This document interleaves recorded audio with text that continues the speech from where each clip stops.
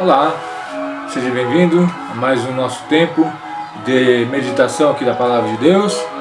Hoje estaremos entrando no Atos capítulo 9, um personagem bastante, digamos, exótico, a qual Deus resolveu trabalhar, Paulo. Que esse tempo de a gente aprender com Atos 9 nos edifique, nos fortaleça nossa fé. Venha comigo, logo após a vinheta, meditarmos sobre Atos capítulo 9.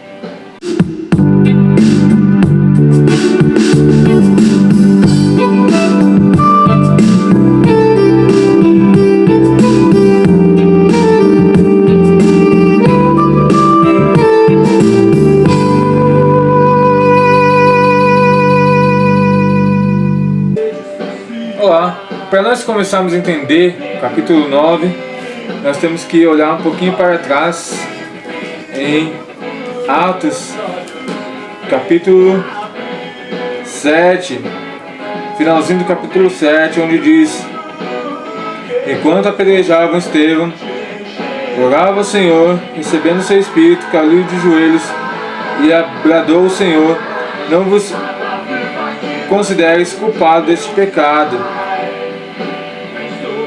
E depois disso adormeceu. Aqui é o apedrejamento de Estevão, como nós já vimos em alguns vídeos anteriores. Mas o que chama a nossa atenção é no versículo 58, onde diz que as testemunhas deixando seus mantos aos pés de um jovem chamado Saulo. Aqui começa então o nosso capítulo 9. Saulo estava presente na perseguição dos cristãos e no apedrejamento de Estevão. Que isso não fique nenhuma dúvida entre nós. Aí, a partir do versículo 9, capítulo 9, versículo 3, diz assim: em sua viagem, quando se aproximava de Damasco, de repente brilhou ao seu redor uma luz vinda do céu, e caiu por terra, e ouviu uma voz que lhe dizia: Saulo, Saulo, por que me persegue? Saulo perguntou: quem és tu, Senhor? E respondeu: eu sou Jesus, a quem você persegue. Levanta-te, entra na cidade, ao que lhe dirá o que fazer. Por enquanto está aqui. Então nós vemos o maior perseguidor entrando naquela igreja, Saulo. Ele havia pedido algumas cartas para que prosseguisse a perseguição e estendesse até Damasco e algumas outras cidades. Assim então o Sinédrio concedeu-lhe essas cartas, e Saulo foi então à perseguição desses crentes, desses novos convertidos e dos apóstolos, para prendê-los, para trazer-os sobre falsos testemunhos, acusações, para que eles fossem lançados às prisões ou até mesmo à morte, assim como Estevão foi, sobre o pretexto de estarem se levantando com falsos testemunhos sobre a parte de Deus, sobre o nome de Deus, sobre serem falsos defensores de uma religiosidade ao qual eles estavam doutrinados, ao qual eles estavam presos. Aquela velha história, quando uma mentira é tão bem contada que passa a ser verdade, e esses religiosos estavam vivendo uma falsa verdade, uma mentira tão bem enraizada, tão bem, como é que podemos dizer, bem, ou colocar, uma mentira tão bem fundamentada que eles começaram a acreditar que fosse verdade. Assim podemos nos colocar. Então nós vemos que aqueles homens começaram a perseguir os cristãos. E então Saulo foi enviado para Damasco. Só que ele não contava que Jesus, aquele que havia ressuscitado, ao qual ele perseguia, e até mesmo podemos dizer que tinha um ódio tremendo, fosse se encontrar com ele, foi se aparecer para ele no caminho de Damasco. E Saulo então fica assustado quando Jesus o chama pelo nome dele: Saulo, Saulo, por que me persegues? Ele fica sem reação. O Senhor, o coronel, o mandante de um exército, agora se vê então sem ação, se vê então numa situação a qual ele não consiga reagir. E Jesus então aparece para ele, se apresenta a ele: eu sou Jesus a quem você persegue.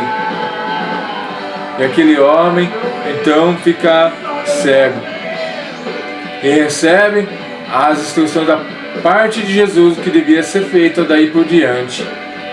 E então Saulo levantou-se do chão, abriu os olhos e não conseguia ver mais nada. E os homens o levaram pela mão até Damasco. Por 3 dias ele estava lá cego, não comeu e nem bebeu. Então nós vemos que Saulo ficou impotente, sem ação. E por que Deus ajuda dessa forma então? Deus, a gente pode colocar algumas questões tipo, se Deus já tinha um plano para a vida de Saulo, por que Estevão precisou morrer? Se Deus já tinha algo guardado para Saulo, por que Estevão teve que pagar com a vida? São questões que nós seres humanos queremos sempre ter respostas. Mas tanto Jesus quanto os apóstolos já sabiam de que sua vida aqui na terra não seria fácil.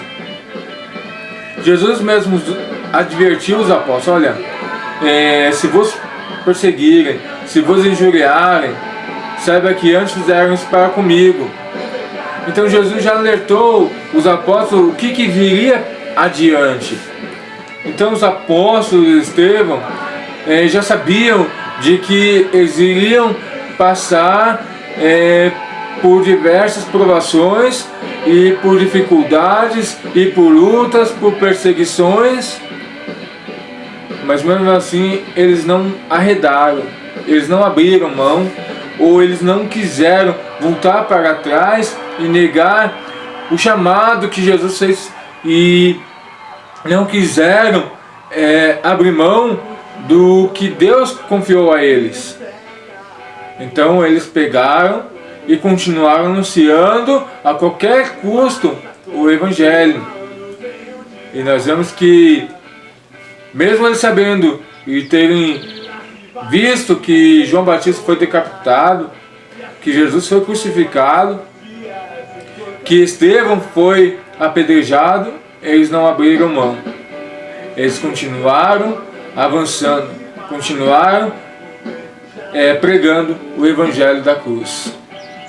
Então, agora que Jesus teve encontro com Paulo, com Saulo, ele manda Ananias ir lá ter com ele. E o primeiro questionamento de Ananias para com Deus: mas esse não é o perseguidor da tua igreja? Ele também vai querer me matar, ele também vai querer nos matar. E o próprio Jesus testifica agora sobre a conversão de Saulo. Não, você vai lá, coloca as mãos sobre ele, ele vai se abrir os olhos, e você vai instruir ele, vai demonstrar o caminho ao qual ele vai prosseguir a partir de agora, e ele vai ser varão valoroso nas minhas mãos. Mas o Senhor disse a Ananias: vá a este homem, é meu instrumento escolhido para levar o meu nome perante os gentios, e seus reis, e perante o povo de Israel. Mostrarei a ele quanto deve sofrer pelo meu nome. Então Ananias entrou na casa, pôs-lhe a mão e Saulo lhe disse: Irmão Saulo, o Senhor Jesus, que lhe apareceu no caminho por onde você vinha, enviou-me para que você volte a ver e seja cheio do Espírito Santo. Então imediatamente, como escama, caiu-lhe dos olhos de Saulo e ele passou a ver novamente. Levantando-se, foi batizado e depois de comer, recuperou as forças. Então nós vemos que aqui Saulo agora tem uma mudança de vida, uma mudança de pensamento, uma mudança de ação e um propósito definido. Então nós vemos que o fato de ele ter presente no apedrejamento de Estevão era somente para demonstrar o que viria pela frente na vida dele também. Nós sabemos que, se a gente lê tanto Atos quanto as cartas paulíneas relatadas na Bíblia, nós vemos que Paulo foi diversas vezes preso, diversas vezes ele foi chicoteado,